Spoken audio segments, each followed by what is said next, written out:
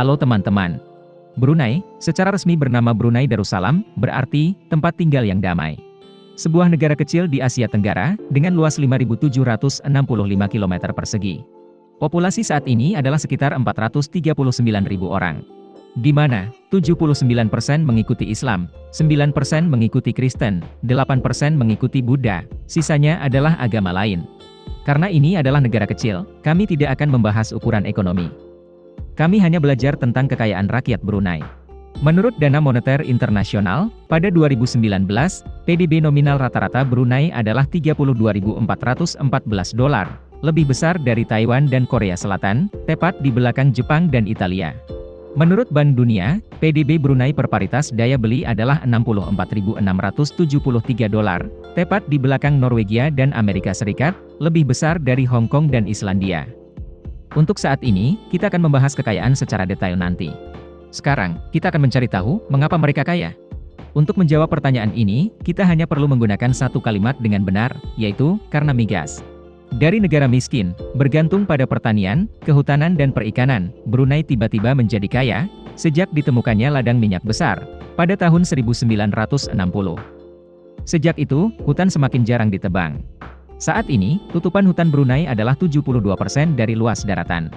Selama bertahun-tahun, minyak dan gas selalu menyumbang lebih dari 95% dari nilai ekspor, lebih dari 50% dari PDB dan 90% dari pendapatan pemerintah. Artinya, meski terlihat megah, Brunei rapuh dan rapuh. Selama pasar minyak berfluktuasi buruk, Brunei akan segera jatuh ke dalam krisis. Masa depan tidak diketahui, tetapi sekarang, Brunei membuat banyak negara lain melihat ke atas. Ini adalah salah satu dari sedikit negara, dengan utang luar negeri terendah, sama dengan 2,4% dari PDB. Untuk memudahkan membayangkan, Amerika Serikat memiliki tingkat utang sebesar 80% dari PDB. Pemerintah mendanai semua pengeluaran untuk pendidikan, perawatan kesehatan dan sebagian besar biaya hidup warga lainnya. Brunei memiliki salah satu tingkat kepemilikan mobil tertinggi di dunia, dengan sekitar 70% dari warganya.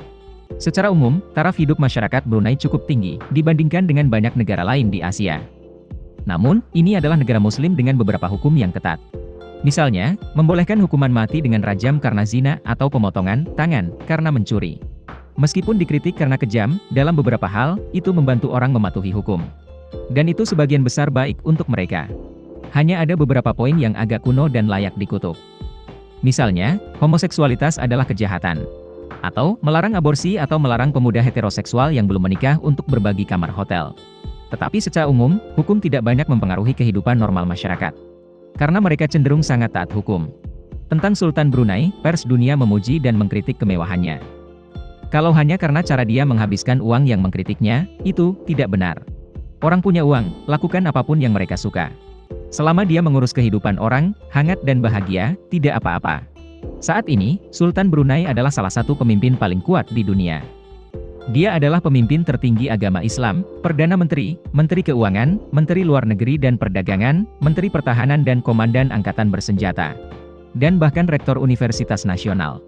Dia telah duduk di atas tahta selama 52 tahun, menjadi orang yang paling lama memerintah kedua di dunia, di belakang hanya Ratu Elizabeth II. Kekayaan pribadinya diperkirakan mencapai 27,7 miliar dolar. Dan itu akan naik menjadi sekitar 9.000 dolar per menit. Itu sebabnya, dia tidak bisa memikirkan cara untuk menghabiskan uangnya. Jadi dia membangun istana senilai 1,8 miliar dolar, mengoleksi sederet mobil mewah, dengan nilai 9 miliar dolar. Memiliki armada pesawat pribadi, dengan 2 Boeing dan 1 Airbus, didekorasi dengan emas, senilai 820 juta dolar.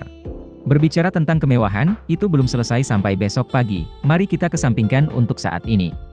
Sekarang jika Anda juga memiliki pertanyaan, mengapa Brunei begitu kecil dan kaya minyak tetapi tidak diserbu, kami akan melanjutkan. Pertama, Brunei bukanlah negara dengan cadangan minyak yang besar dan menarik. Ini memiliki cadangan sekitar 1,2 miliar barel. Untuk negara dengan populasi kecil seperti mereka, itu jumlah yang besar. Tapi untuk negara besar, jumlahnya kecil. Faktanya, Brunei menemukan minyak pada tahun 1929, dan dieksploitasi oleh perusahaan Brunei Shell, setengahnya dimiliki oleh pemerintah Brunei, dan setengahnya lagi oleh Royal Dutch Shell, sebuah perusahaan multinasional Inggris dan Belanda. Hari ini, ia tetap menjadi produsen terbesar minyak Brunei. Itu pula yang menjadi alasan mengapa Inggris memberikan kemerdekaan kepada Brunei pada tahun 1984, melalui negosiasi. bahkan setelah menemukan ladang minyak yang lebih besar pada tahun 1960. Selain itu, Brunei juga memiliki hubungan diplomatik yang cukup baik dengan negara tetangga Malaysia, dan negara-negara lain seperti Indonesia, Singapura, Amerika Serikat, dan Jepang. Jadi tidak ada alasan bagi mereka untuk diserang. Video berakhir di sini. Terima kasih semua untuk menonton dan menyukainya. Jika menurut Anda videonya bermanfaat, beri kami suka dan berlangganan saluran untuk mendukung kami. Sampai jumpa dan sampai jumpa lagi.